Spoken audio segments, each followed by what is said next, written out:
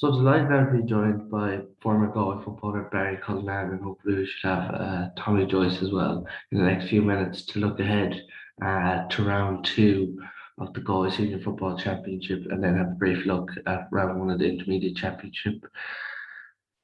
Have any teams stood out for you yet, Barry, from last weekend? Yeah, I thought Montbellew were efficient. They've probably gotten to a stage now where they expect to get to the knockout stages. I wouldn't say comfortably, but it's certainly their ambition to peak for the knockout stages and just get through the group. I was impressed with Salthill. I know they hadn't the greatest league run in the world, but that can happen. You know, when you have 4 or 5 lads involved with county, it is difficult to get a bit of momentum. But it was I thought the way they set up was good. They pulled a few rabbits out of the hat in terms of how they deployed Rob Finnerty. So I thought they'll be happy in terms of a win over a team they knew would be very tricky opponents in Barna. So they certainly would be happy to get out of that alive. And I thought Mike Cullen, took them a while to get going. But when they did, I thought they looked from the highlights that I saw in that game, I thought they looked efficient, and they looked like they know what they're about. And obviously Peter Cook kicking 5 points, he's a big addition to them. We don't know where Peter Cook is in terms of his own ambitions or where he wants to go, but I know probably most Galway football supporters are wondering, will he show a bit of form that will lead to Pádraig Joyce having a look at him and having a chat with him, see will he be involved with Galway next year. So yeah, so overall, I thought the top teams did really well. And I suppose performance of the weekend, I thought Damien Comer was excellent for Annaghdown. Thought he was, showed real leadership. Although they didn't get the win, I thought he was exceptional. I think we have Tommy on the line. Can you hear me, Tommy? How are you doing? Not too bad now yourself. Your camera's just off there. If you're able to turn it on. Oh, there. Is that it? Not yet. I hope you're not in the bed, Tommy. No. Oh. No, I still can't seem to see anything.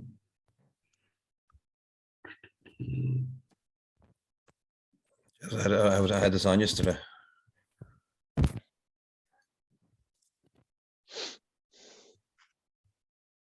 You can just fire ahead with that, it's fine.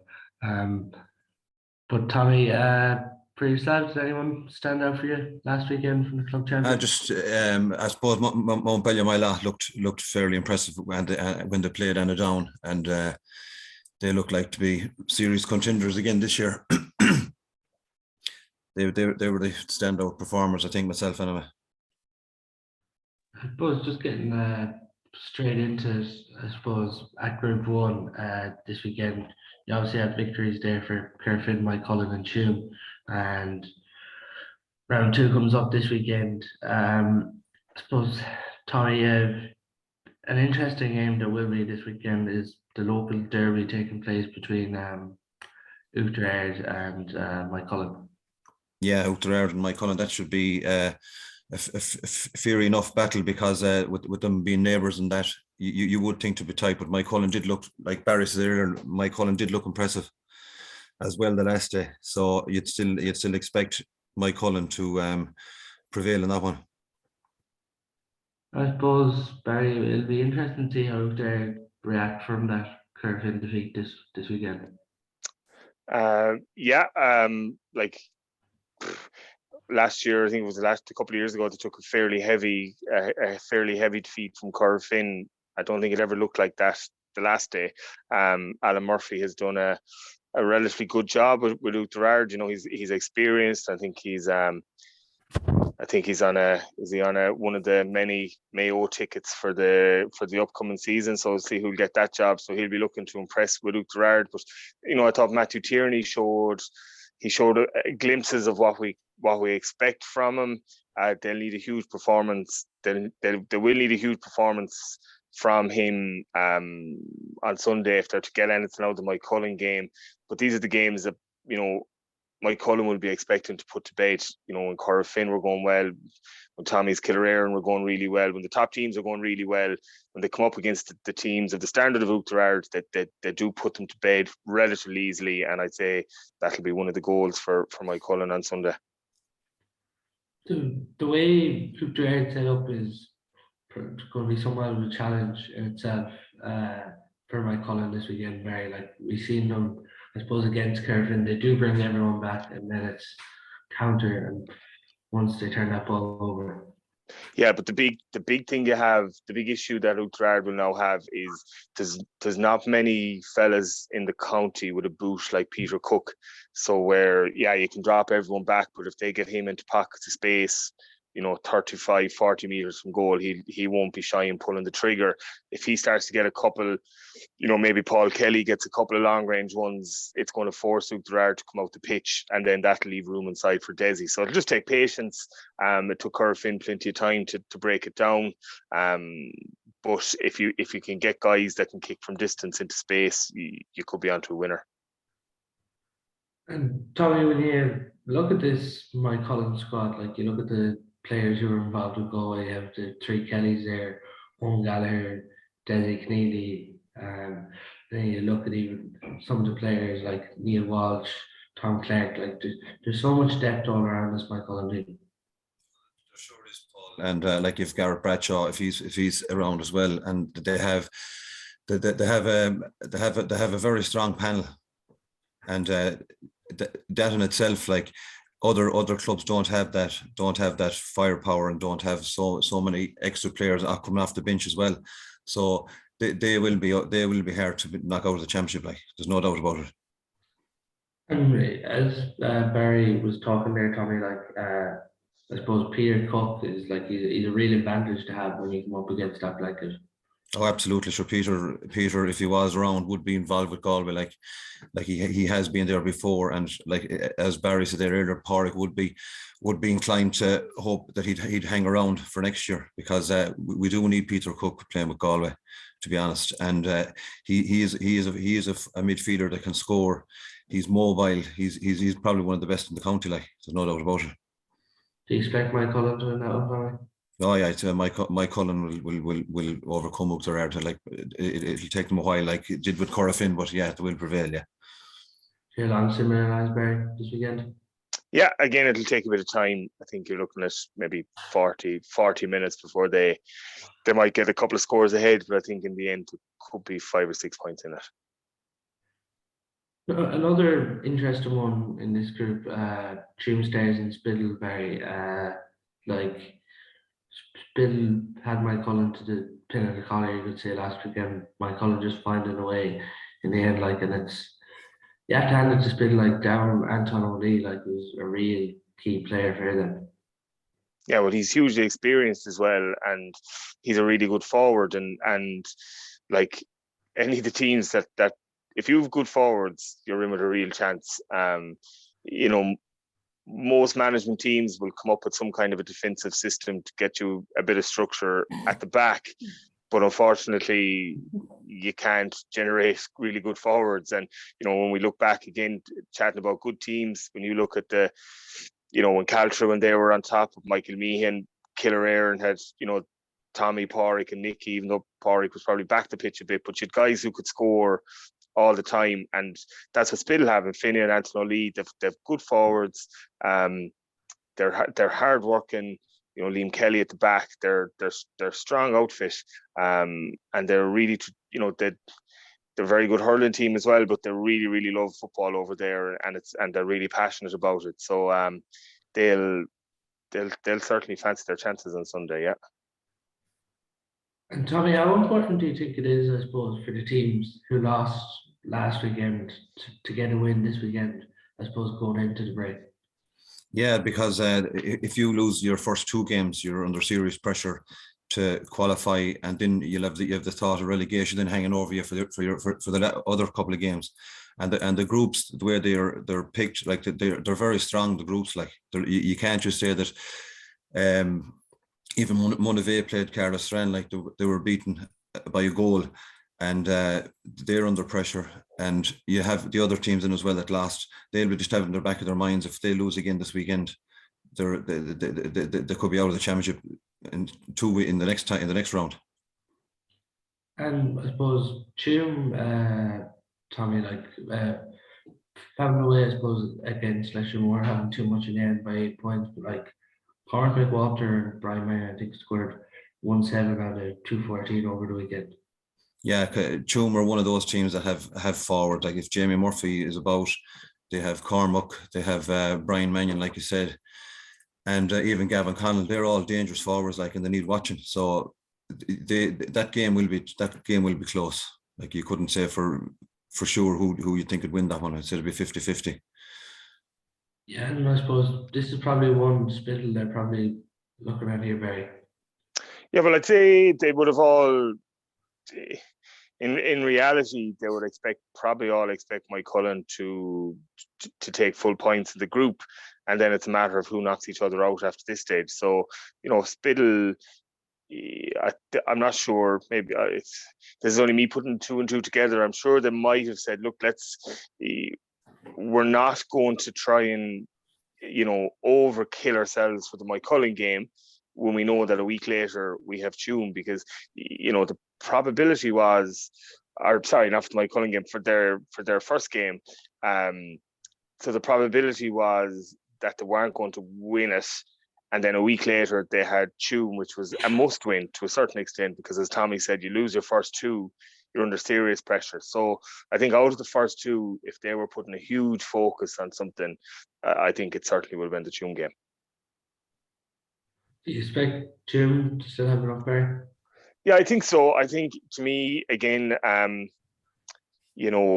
a Galway supporters hat on, when we're looking at maybe Pádraig trying to increase the strength and depth of an overall panel, I think Brian Mannion and Cormac McWalter are probably 2 that we're looking to see can they step up and push the likes of Rob Finnerty and these guys to get their performances even better. And I just think the form that they showed last weekend is a very good sign for Tuam. They have great leadership in Gary O'Donnell at the back.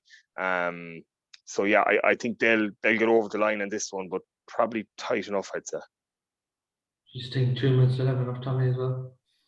Like I said before, it's 50-50, to be honest. Like Spittle are hard beat as well. Like, so I'd maybe it could be a draw, so I don't know what happens with draws anymore. Do you get a point each, is it?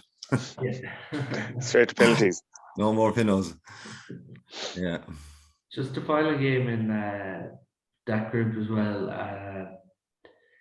Letchermore against Kerfin. Letchermore, I suppose, very good early on against Tuam, but we're defeated in 8 points. It doesn't get much tougher than Kerfin coming this weekend, Barry. No, look, it's, I don't think anyone's under any illusions that it's the Kerfin of old. You have to hand it to Gary Sykes. I think was it 6 points he kicked the last day. He's still, he's still the main man for them up top. But they're obviously losing some of the players they've lost over the last number of years. It's similar to, I suppose, what has happened Dublin. So there probably isn't the same fear factor facing Kerfin that there has been in previous years, but still a huge task for Lettermore. And they have lost, a couple of players themselves in the recent past, like the Fiorco Brannock and stuff. So look, I don't think anyone's going to call a Lettermore win, and it's probably not one of the ones they've targeted from the start to say this is the most important game in the group for us. So probably Kerfin win, maybe who knows how easily. But I don't think Lettermore will hang their season on this game.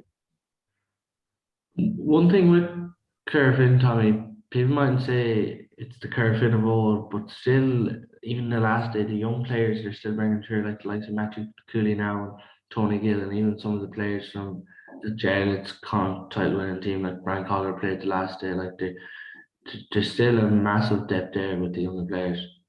Absolutely, Paul, and they're a team that knows how to play. They have their own unique style, and it's very hard to play against them because you don't get the ball off them too often. They don't give it away cheaply at all. So when they're in possession of the ball, they make the pitch look bigger than what it is actually, because they keep it wide and they get it up to Gary and the lads up front. Like they put up a good performance the last day, but you couldn't see Lettermore trouble in Corofin, like, definitely not. And with that, like as you mentioned, holding the ball, their style maybe has changed a bit under Kevin Johnson. You could see the last day, like I suppose it probably was with Luke Jared set up, but like as you say, they're holding on to the ball for, I suppose, longer periods than we've maybe seen in the past. Yeah, and all the Corofin players, even the young lads coming in, they're all comfortable on the ball and they don't make any mistakes, and they just move around the pitch, and it exhausts the other teams as well. Then trying to get off them, you know. So they will be hard beat again this year in the championship. And Barry, like, how do Lettermore approach this one? Yeah, it's a shot to nothing for them, really. You know, as I said, every team knows their limitations or knows their ambitions at the start of the year, and they will know the games that they really have to target. I think Lettermore would have said, look, Tuam is one we could possibly go after, but that, you know, losing to Corofin, as I said, isn't going to define where they finish up in the group, because the chances are, you know, Tuam will fancy themselves against Corofin, but you know, Corofin will fancy themselves to top that group. So there's certain games in a group that each team will really, really target. And I don't think this is one for Lettermore. They'll go out and see where they are in terms of the top teams, and it'll give them a good barometer of what they have to do. But as I said, I don't think there'll be panic stations on Tuesday night of training if they don't turn over Corofin on Sunday. So just moving on now to Group 2. Tommy, you probably have the game of the weekend people will be expecting here in Tuam Stadium on Saturday evening between Salthill and Annaghdown at 7 o'clock in Tuam Stadium. Yeah, that is probably the game of the weekend, because Salthill are going well under John O'Mahony, and with Annaghdown, I suppose, losing to Montpellier, there's a bit of pressure on them to try and get some points on the board. So Annaghdown will have to improve from last weekend. Like Damien Comer was outstanding, but some of the other individuals would have to step it up another gear or two to beat Salthill. I suppose with Salthill as well, Barry, this year in particular, like I suppose they lost in the last few years. They lost Finnan Hanley, Sean Armstrong, Roy McTiernan, and these lads to retirement. So like it is quite a young team this year. Yeah, it's a very young team, but like they're replacing them with really, there's some huge quality in that team. You know, even looking at the likes of William Finnerty, he played county minor, county under 21.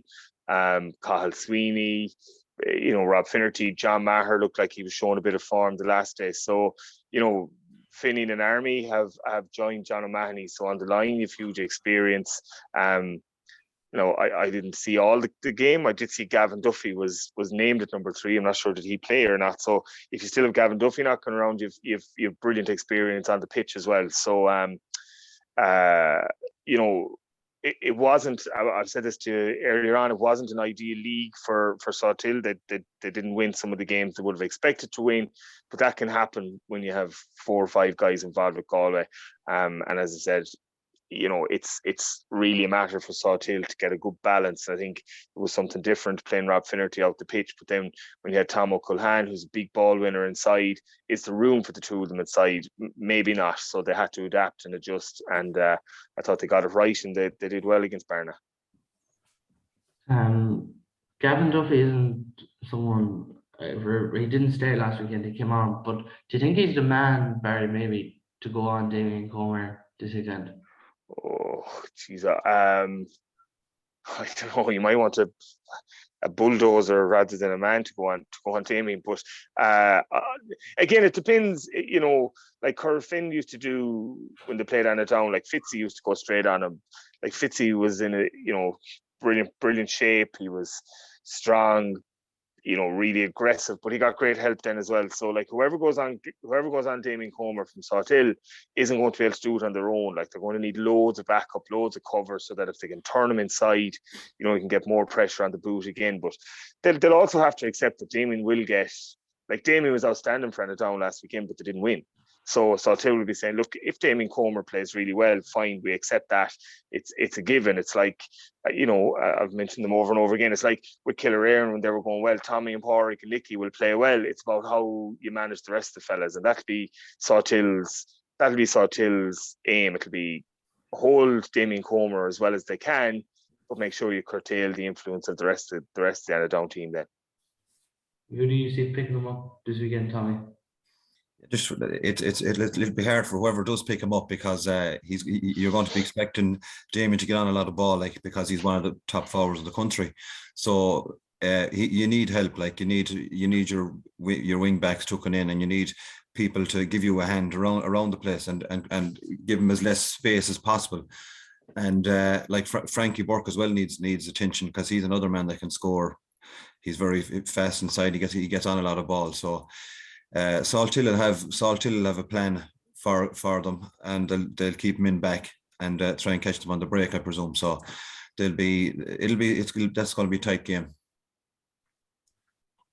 And like on Annaghdown, Tommy, there against Montpellier, like there was a good performance in patches, but the 2 goals really came at killer times for them when they're trying to work their way back into the game. But like we talked there about teams, like if they lose their 2 opening games, like Annaghdown obviously have aspirations of getting out of this group, so this game is huge for them now this weekend. Oh, it sure is, yeah. Like I think there's Ryan Ford that's playing centre back there. Like I think he started out as a wing forward, as a forward. So the goals did come at bad stages for Annaghdown the last day. They got, like you said, they got back into the game, and then they got the sucker punch again from Paddy Kelly. And the second one was a really he just waltzed through, and it ended up in the back of the net. So they'll be trying to stop them goals going in like that. Like if you concede 2 goals in a game, you're going to be under pressure. Like you're not, unless you score 2 or 3 yourself, you're going to be under pressure to win the match. So they'll try and tighten up more at the back end down, and trying to give an overall better performance, and but with more work rate. And they'll have to anyway, because Rob Finnerty, when he gets the ball in his hands, it's only going one pass, he'll go over the bar, like. And Salthill have dangerous forwards in there too, like, so they will have to be marked. I suppose, Barry, like you talked there about Billy Hanley and Sean Armstrong being in the backroom team and John O'Mahony as manager. I suppose everyone is really intrigued to see Salthill in a big game and how they cope with this, because I suppose the last few years they've had really disappointing campaigns. Yeah, I think that's the great conundrum. They're a team that has had brilliant talent over the last couple of years, but just really kind of failed to deliver, and have had a couple of games where they've been well up, showing good form, and when a team got a run on them, then they struggle to kind of curtail that. And like that's the one thing they'll know John O'Mahony will bring to it is I suppose a ruthless streak, and also a professionalism in how he approaches it, and he'll expect a professionalism from how they approach it. And he won't accept standards that are any lower than what he accepts himself. So I think it was a big appointment for Salthill. I think it was probably what they needed. And if you look at the Barney game, they look like they're in a good place, and they look like they have a good structure about them. So I think they will expect to win on Sunday. It has been difficult for Annaghdown. Tommy mentioned Ryan Ford at 6. Like they would have expected Kieran Potter to be at 6, but I don't think they have him. Kieran Duggan doesn't look like he's playing much. So they've lost a couple of really big players as well. Niall Coleman retired, Matthias Coleman gone. I know they're still relying. Exactly, yeah. So they're still missing a lot of players. So it's a difficult for Alan Flynn and his management team, and it's one that Salthill will. I think they could get over the line in this one, and I think they'll expect to get over the line themselves too. Who do you see coming out in this time? It'll be close. I'd probably go with Annaghdown, seeing there's a bit more pressure on them after not winning last week. So I think Annaghdown by 2 or 3 points. Then just another game in Group 2 as well this weekend. St. James's and Berna. Very like James's really got out of jail last weekend, you could say, but it was always going to be a tricky fixture, the timing and the day of it. But like it could really stand to them, that 1 point victory from last weekend. I like, you know, Paul Conroy and Owen Concannon, like it's an easy one to throw those names out when you talk about St. James's.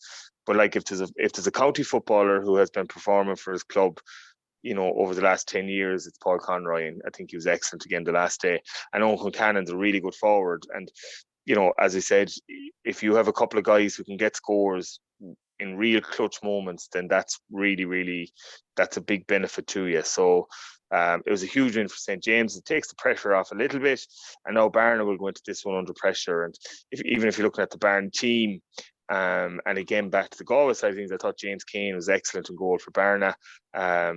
Not a guy I would have known a huge amount about, but I thought himself and Rory Lavelle were. I thought their kickouts, I thought they got everything away really quickly and really accurately. And it's definitely, you know, the two guys that'll be putting their hands up to say, look, come and have a look at us, Pádraig.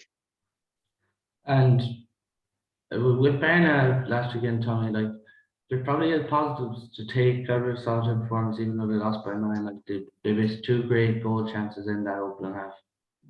Yeah, they did. Berna and Salthill over the years has been close, and they're under pressure now as well, because after losing to Salthill to perform, and they'll fancy their chance to beat St. James, but you need to play well.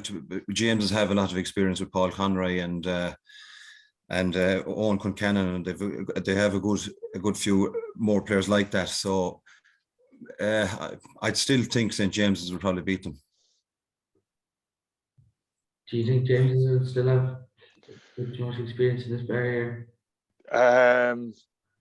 Yeah, probably. I know Tommy called a draw in one of the games earlier on. I'd say this could be one that you could stick a tenner on for a draw. I think it'll be relatively tight. Both teams have good footballers, and I can't see a huge difference between them. And it would be one I might be calling to sit in the fence for.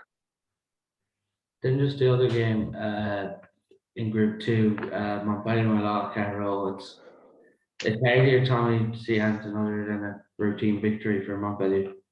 Against Carrow, yeah. Montpellier should win that, and saying that though, I think Carrow had a good performance last week, and but with the experience Montpellier have of winning the county final, and I think they're pushing for another one, so you can't see nothing but a Montpellier Mila win. The most impressive thing, I suppose, about Montpellier as well, Barry, is like even last weekend they're doing it all without Michael Daly at the moment. Yeah, they are, but they have like real quality everywhere they look. And you know, Matthew Barrett, although you know they didn't have Michael Daly at midfield the last day, I thought Matthew Barrett was excellent. And again, back to the Galway thing, he's probably a guy that maybe will be putting his hand up to say I'd like to see a bit of action as well. Owen Finnerty, Patrick Kelly, John Daly, like all over the pitch, James Foley, Billy Mannion, they've really top players all over the pitch. And up top, that's where they're the real ace in the pack are. They can get scores, and they have been scoring heavily for the last couple of years. And again, when a team gets confident and gets on a roll, they just seem to win these games, no questions asked. And I would say this weekend will probably be no different. Group 3, moving on to it now, like it's such an open group. Some surprise results there last weekend. I suppose, Barry, just coming to you on Clare Galway's defeat last weekend, did it come as a shock to you? Did it come as a shock? Probably when I saw who they didn't have, I think it probably not like they've an extremely young team. Now, I didn't think, like say, Michael scored 1-8. They probably didn't look like scoring an awful lot more, which kind of goes to tell you where Claregalway's problems were. They just couldn't get any scores. They didn't have Danny Cummins.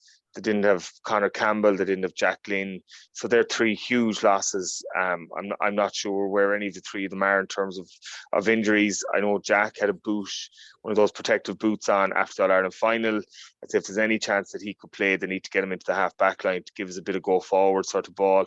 And the same with Danny Cummins. If there's any kind of a chance that Danny can play, that they're going to need him, because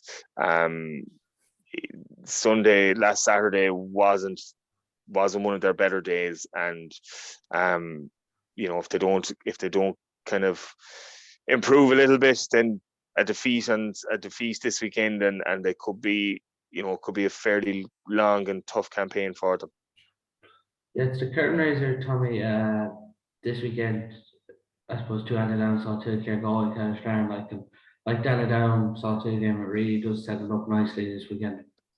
Yeah, it does, and like Carlisle have 2 points on the board after beating Monavade last week, and I think on the opposite side, then you have Claregalway after losing, so there is pressure, as Barry said, on Claregalway. But if Claregalway are down Danny Cummins and Jack Glynn and Connor Campbell, like they are three serious players to be missing. So if there's none of them back, they're going to struggle big time, even against Carlisle. Carlisle will always come and they'll work hard. They always put in a performance.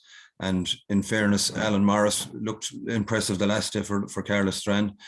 And then you have Rory Glynn still floating around that has plenty of experience, and you have Cian Darcy in as well, and Lawless. Like they're two big units, and they're two good footballers as well. So Carlisle will fancy their chances big time against Claregalway. So where as well, Barry, I think Barry Goldrick went off injured at the weekend in a sling as well.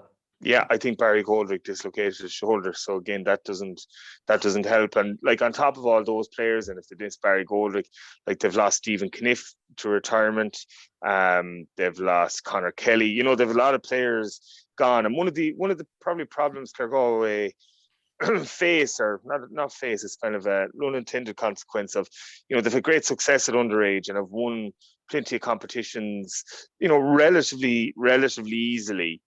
But the big step up then when you go to senior and you go down and face Carlisle, who that jersey just means so much to them, and they will hit and fight, and they're aggressive and they're strong, and they'll put their bodies in the line. And that's difficult to play against when you're used to kind of strolling through A competitions. So it's a big learning curve for Claregalway, on top of the fact that they're down a number of players. So it's going to be a real test for them at the weekend. And just there, Barry, with Claregalway, like why do you think they do struggle retaining players? That's a $1 million question. I suppose, where it's situated geographically, like they do have a big pull from various different hurling clubs as well: Castlegar, Turlockmore, Carnmore. There's not as an over-reliance on guys that are playing hurling coming in and making the football team. I don't think there's very many of the Claregalway lads actually playing both. So that's not as much of an issue anymore. But it's they've lost a huge amount of experience. They've had brilliant underage success over the last 5 years, but the 5 years before that were barren enough. So they're probably missing. There's an age gap that's missing a little bit, that they probably missed a trick on. So I think that's definitely an issue for them. And it's just, there's such a volume of players as well, is that if guys aren't getting their game or getting regular action, then it's very easy for them to drop away and go playing soccer or go and play whatever other sport they want. So it's a difficult situation to be in. Sure, lots of clubs won't feel too sorry for them, when they see the numbers that they have. So it's up to Claregalway to get their house in order, and get things right. This weekend, you'd really expect, I suppose, to be looking for an improvement in attack, because it was 1-5, like won't win any game really. No, and the problem is where's the improvement going to come from? So as I said, if they can get Danny Cummins back, Jack Glynn back, I don't think Connor Campbell will be back. you know, it will cause them, it will give them a big boost. But if they don't get those lads back, it's going to be another difficult day in the office for them. And, you know, if you know you're not going to score a huge amount, then the biggest way to counteract that is don't concede an awful lot either. So I could see it being a fairly tight, cagey affair, and I'm just hoping Claregal will come out maybe with on the right side of a 1-pointer. So Tommy would be the same there. No, I think Carlisle will beat them. Do you think Carlisle have too much, Tommy? Huh? Do you think Carlisle have too much this again? I think so. With the players that Claregal are missing, like they're going to be under serious pressure. Like that's the black and white of it. Like Carlos Strand will be saying, we're going to put these lads to bed next week because we'll get 4 points out of 4 after the losing last week, and like scored 1-5-1 in too many matches. So like you'd be talking when you're playing club football, you'd say if we can score 15 and let in 12, that's the kind of a barometer we used to be always going at. So if I can see, I think Carlisle will shade it. And just another game in that group, Milltown and St. Michael's, both sides putting up victories, and I suppose Milltown did catch the headlines last weekend with the score they did rack up, Barry against Cullinane, scoring a total of 418. Yeah, and they have a couple of good young footballers coming through as well. Like you know, they've plenty of experience. The likes of Carl Blake, Mark Hare, these lads, they're around the block a long time. Sean Blake at 6, you know, loads of guys that have loads of football and experience. But they've 1 or 2 really good forwards coming through as well. They'll be delighted with the win they got. You know, and no better team than Milltown when they get a bit of confidence and get on a bit of a roll. They'll fancy their chances against whoever they play. So I think this is going to be a good game at the weekend. Similar teams, Tommy, as well. Like there's a lot of experience with Michaels as well, thrown in with a few youngsters, and it's the same for Milltown as well. Yeah. Milltown put up the biggest score of the weekend, I suppose, with whatever they scored, 418, but they did concede a lot as well. But Milltown are very, very experienced, like, and they have Jack Curran coming through, and they have a few. There's the Mannion lads as well. They're very fit, very fast, and they take mind on as well. And you have the experience in of all over the pitch that Milltown have, like, and Milltown will fancy their chances to beat St. Michael's, and I'd say that Milltown will win that. They should win it anyway, the way they're going. Michael's, I know the last day they didn't put up a great score, but they won the match. But Michael's are always a hard team to beat in championship football, like. And I just see Eddie Hoare still hanging around there, and Greg Rogan. I played against them lads a long time ago, and anytime we played St. Michael's, we found it hard. We found it hard to beat them. So, but saying that, I think Milltown will have too much for them the next day. Hey, Joe, I suppose you mentioned it, Craig Hogan, David Canaan, Eddie Hoare. I suppose in with the Michaels lads now, they're coming like Conor Gallagher, Gary Higgins the last day, who scored 4 points back. Yeah, they have. No, as I said, they scored 1-8, and as I said, they didn't leave an awful lot behind them. So if you're looking at it just purely on the scoreline, like Milltown scored 418, so they look like they've plenty of players up top that are able to score. Whereas I said, St. Michael's were relying heavily on a couple of frees, and as I said, they didn't look like racking up a big score. So a bit like Tommy, I think Milltown will have too much for them. I think Jack Curran is a really good player, and O'Manion really good players. And as I said, you know, Carl Blake is big and strong up top. He's a great creator, scores as well. So, yeah, I think if Milltown can stay fairly disciplined at the back, if they can limit the amount of frees that St. Michael score, then I think they'll have too much for them up top. Yeah. Then just as well, the final game in the senior championship, round 5 over the weekend. Another one of these games. Both teams have lost an opening round. Monterey Abbey taking on Cullinane. Monterey will be happy with some bits of their performance against Cashram, but I think Cullinane picked up 3 injuries or something. Carl Sweeney, one of them, against Milltown in the first half of that game. And I suppose for Cullinane, nearly like Clare to be down 2 or 3 players, it has a massive impact. Yeah, it's huge now. Like Monavea Abbey are down a number of players as well. From what they would have expected maybe in the last year or two. So that's a big loss to them. Garvin McDade is doing Trojan work down there, trying to keep the show on the road. Killian's dad. And it'll be a big battle, I suppose. Will Johnny Heaney pick up Killian McDade?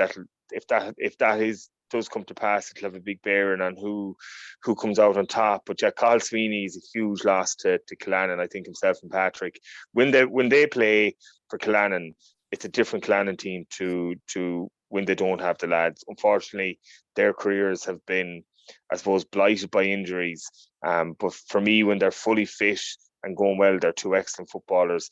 But if they don't have one of them, it takes a huge amount from the Cullinane team. And if Cahill's not there on Sunday, I think Monavea Abbey might just have enough for them. But it'll be a really tough game. I suppose the frustration, Tommy, probably from Monavea is they did have themselves in a winning position against Carstran up 8-4. I think it was Jamie Burke who got the black card and it caught them in the end. Yeah, I think they had a couple of black cards. Like that in club football is a big bearing on the matches, because 10 minutes is a long time for a team to do without be a man down, and if you can punish them. But the one thing I've seen from the Monavea team is the Monavea team are very, very young. Like they've the Burke lads coming through there. Like they're very young. Like, and like they are brilliant footballers. That's the only thing. But they did struggle, and I see Tomas Mannion is back there helping them out now as well. And that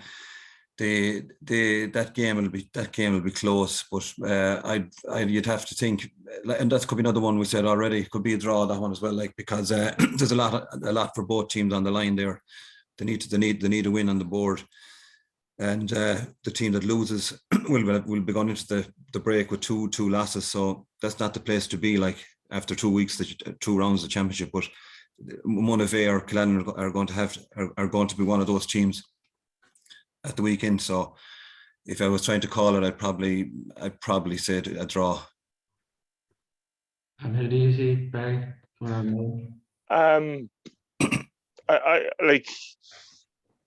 don't know. Again, like that, it's a flick of a coin. Whoever gets a better start. If Cullinane are more experienced than Monavea Abbey right now, if they can get a better start, it might put Monavea Abbey under a little bit of pressure. But like that, Monavea Abbey are hardened, even though they're young.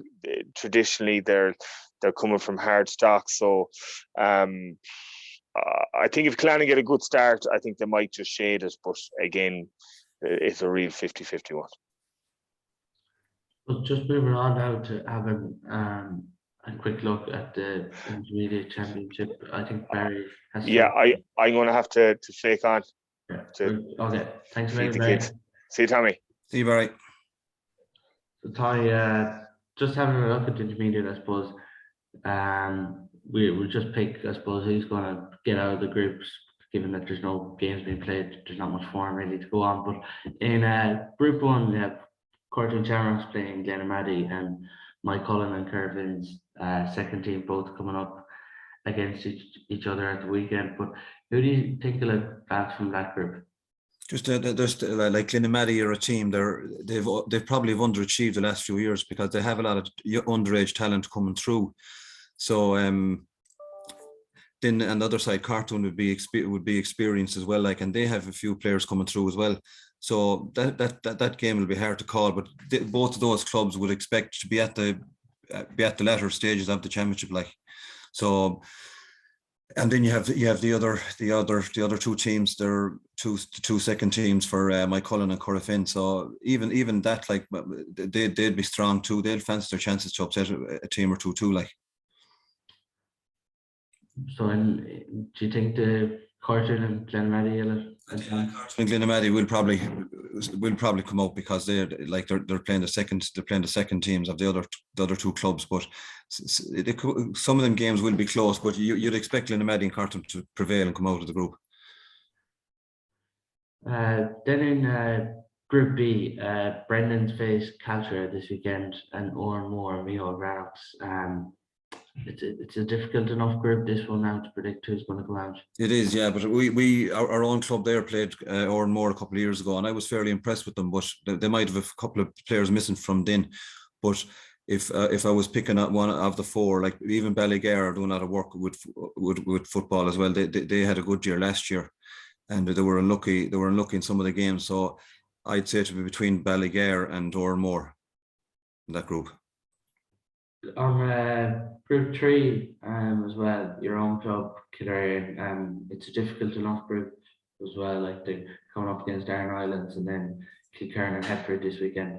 Yeah, that's the group we'd be focused on. They're playing up in the Prairie at 3 o'clock on Saturday against Iron Islands. Like the Iron Islands are probably favourites, or would think themselves to win the intermediate out. They would be one of the top teams to come out of it, because they had a good run last year and they were unlucky in the final against Dunmore. So Killereardon, on the other hand, they've only a small a pool of players, like, but they have the Donoghue lads. They're coming through. They're young and they're good players. And then you have Adrian Nolan and you have James Boyle and Mikey Boyle, and so they can score. Killereardon, like, I think we won the league, the Division 4 league there against Caltra, which was a few weeks back, and they have their heads down there training. So that's a big game for Killereardon on Saturday against the Iron Islands. And the other side in, like, you have the Shane Walsh situation where he's missing or if he is missing, I presume he is missing for Kilkerran. He's a serious loss to them. So on the other hand, in Headford, that game, it's even hard to call that game now, like with Shane missing. So Headford will fancy their chances to overturn them. So if I was picking, like, that group, there's the 4 teams, they are even. Like, you probably give Headford would probably maybe with the last few years they haven't really kicked on or got near winning the intermediate championship. But if I was picking any of the 3 teams there, like, you'd have to go with Iron Islands to come out of that group first. Who do you think will join them? Well, you see, then hopefully Killereardon will come out for me as my own club, but it's going to be tough with Kilkerran and Clonberne. They have a lot of experience as well, like, and they're another team that can put up big scores in matches. Like, they've got Johnny Ryan and Conor Rabbit and Declan Murphy still around, and they have a lot of firepower too. And then they have if Martin Chaplaincy is fit, the midfielder there, and they've got good defenders too. Like, they have the Mordens coming through there, and they have Chris Glynn, and I should name a few. So they'll fancy their chances against Headford. I think that's on Friday night, and when they get the first win on the board, then they'll give them more confidence. So it could be between Killereardon and Clonberne to come out. Then in Group D, the final group, Dunmore McHale's playing Williamstown and Kilconnelly playing Gabriel's. If you're looking at that group overall for 2 to come out. Dunmore and Williamstown. Yeah, well, you'd have to fancy Dunmore. Like, Dunmore have a lot of stuff going on. They won the under 21 as well, or under 20 last year as well. So they have up and coming youngsters coming. So I'd fancy Dunmore to come out of that group first. And you have Williamstown, Kilconnelly, and Gabriel's. Kilconnelly and Gabriel's. I'd probably go with Kilconnelly. They were my 2 picks for that group. Interesting to see now who advances out of that group. That's all on the show today, looking at the Senior and Intermediate Championships. Thanks a million for your time, Tom. No bother at all, Paul.